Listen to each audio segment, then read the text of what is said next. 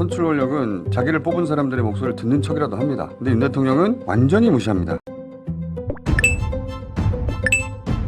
국민의힘 대선 후보가 한동훈이면 이재명이 대통령이 된다. 조선일보가 이렇게 나가는 이유를 알 것 같습니다. 흥미로운 사설 전문 그대로 보고드립니다. 현재로서는 국민의힘 대선 후보 가능성 1위가 한 대표라는데 이 일을 달 사람은 없을 것이다. 그러나 대선 본선은 전혀 다른 문제다. 한 대표가 극복해야 할 첫 관문은 윤 대통령이 남긴 유산이다. 이제 한국 유권자들에겐 검사 정치인 기피증이 생겼다고 해도 과언이 아니다. 사람들은 검사 대통령 얘기가 나오면 또 하면서 고개를 흔든다. 윤 대통령이 사람에게 충성하지 않는다. 법 적용에 예외 없다면서 발휘했던 검사의 본질적 장점은 사라졌다. 그 대신 다른 사람들과 공감, 교감하는 능력에 문제가 있다는 검사의 단점은 크게 부각됐다. 지금 일반 시중에선 국민의힘 후보가 한동훈이면 이재명이 대통령이 될 수 있고 민주당에서 이재명 아닌 새 인물이 후보로 나오면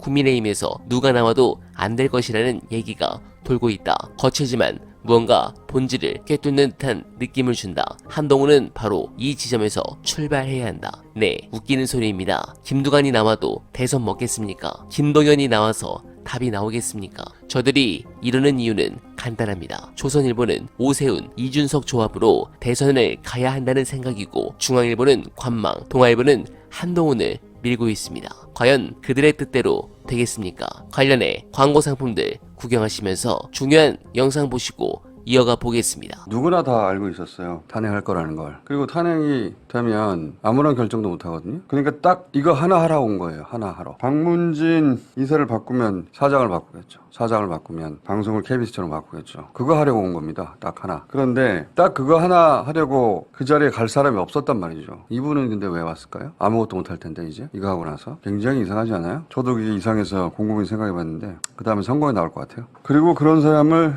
대통령 그냥 임명을 해버리는 거예요. 선출 권력이 이 시민들의 선택에 의해서 일시적으로 권한이 주어지는 임시직 공직자예요. 대통령도 5년 임시직이에요. 영원한 왕이 아니고. 그러면 이런 선출 권력은 자기를 뽑은 사람들의 목소리를 듣는 척이라도 합니다. 권력의 원천이 거기니까. 그리고 여론이 뒷받침되지 않으면 소위 국정 동력이라는 게 생기지가 않거든요.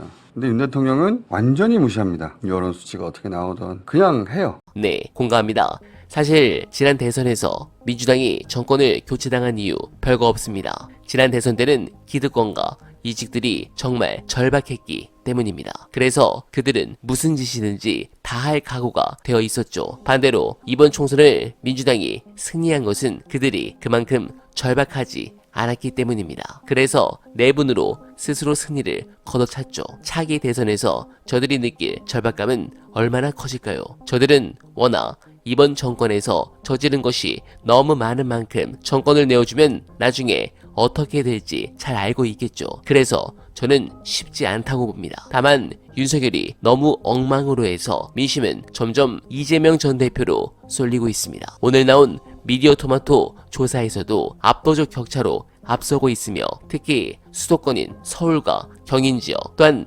핵심이라 볼 수 있는 중도층에서 압도적으로 높은 것은 고무적인 부분입니다. 물론 이건 수치일 뿐입니다. 대선이 다가오면 저들도 결집하고 지난 총선처럼 윤석열이 엉망으로 해도 인구수가 많은 영남의 몰표로 쉽지 않은 승부가 될 것입니다. 그렇다 하더라도 대선이 2027년이 아니라 빠르면 내년 안에 할 수 있는 그날이 다가오길 기원하며 오늘 많은 광고 제품들 안내드리며 이만 인사드립니다. 여러분 고맙습니다.